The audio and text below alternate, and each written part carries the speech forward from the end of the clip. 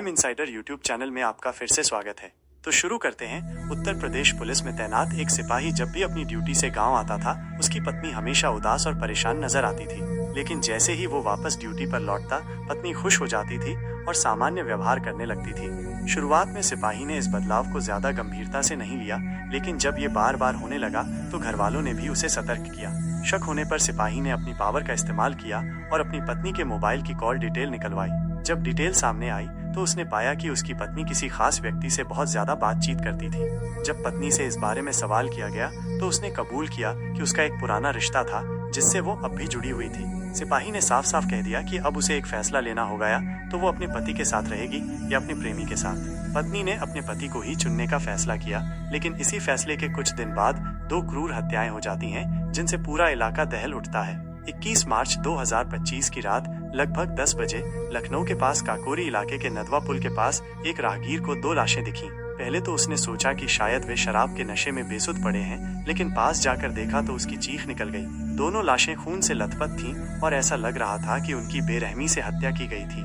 स्थानीय लोगों ने तुरंत पुलिस को सूचना दी। जब पुलिस मौके पर पहुंची और शवों को पोस्टमार्टम के लिए भेजा तो जांच का सबसे बड़ा सवाल ये था कि ये लाशें किसकी हैं और इन्हें इतनी क्रूरता से क्यों मारा गया। पुलिस जांच में पता चला कि मृतकों में से एक 26 वर्षीय रोहित राजपूत था, जो रेलवे में टेक्नीशियन के पद पर हाल ही में नियुक्त हुआ था। दूसरा मृतक 23 वर्षीय मनोज राजपूत था, जो डालचंद इंस्टीट्यूट से ITI की पढ़ाई कर रहा था।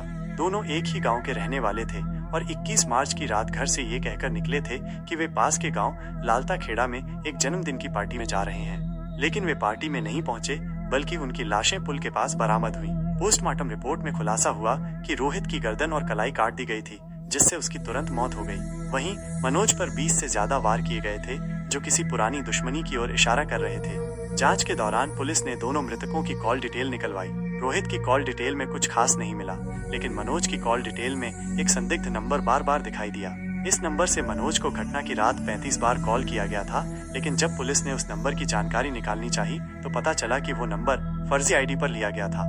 आखिरकार पुलिस ने मनोज से जुड़े एक और नंबर की जांच की और उसे ट्रैक करते हुए एक लड़की तक पहुंची, जिसका नाम अंकिता उर्फ दीपिका था। पुलिस ने अंकिता से सख्ती से पूछताछ की तो चौंकाने वाली सच्चाई सामने आई। अंकिता मनोज की पुरानी दोस्त थी, लेकिन 20 जून 2021 को उसकी शादी महेंद्र नाम के एक पुलिस सिपाही से हो गई थी, जो लखीमपुर खीरी में तैनात था। महेंद्र जब भी ड्यूटी पर जाता तो अंकिता और मनोज फोन पर घंटों बातें करते और मौका मिलने पर चोरी छिपे मिलते भी थे। जब महेंद्र को अपनी पत्नी पर शक हुआ तो उसने दिसंबर 2024 में उसकी कॉल डिटेल निकलवाई और सच्चाई का पता चलते ही उसे अल्टीमेटम दिया तो वो मनोज से रिश्ता खत्म कर दे या फिर शादी तोड़ दे। अंकिता ने अपने पति के साथ रहने का फैसला किया, लेकिन मनोज से बातचीत खत्म नहीं हुई। इस बीच महेंद्र की ड्यूटी अयोध्या में लग गई और जब वो 21 मार्च 2025 को छुट्टी पर घर आया तो उसने अपनी पत्नी से आखिरी बार मनोज से मिलने की व्यवस्था करने को कहा। अंकिता ने मनोज को फोन कर बरकताबाद इलाके में मिलने के लिए बुलाया। जब मनोज वहां पहुंचा तो उसने अपने दोस्त रोहित को भी साथ ले लिया, लेकिन वहां पहले से महेंद्र अपने 3 साथियों के साथ छिपा हुआ था। जैसे ही मनोज और रोहित पहुंचे, महेंद्र और उसके साथियों ने उन पर हमला कर दिया। धारदार हथियारों से मनोज पर 20 से ज्यादा वार किए गए, जबकि रोहित की गर्दन और कलाई काटकर उसकी जान ले ली गई। हत्या के दौरान महेंद्र का गुस्सा इतना बढ़ गया कि वो खुद भी घायल हो गया और उसकी एक उंगली कटकर वहीं गिर गई।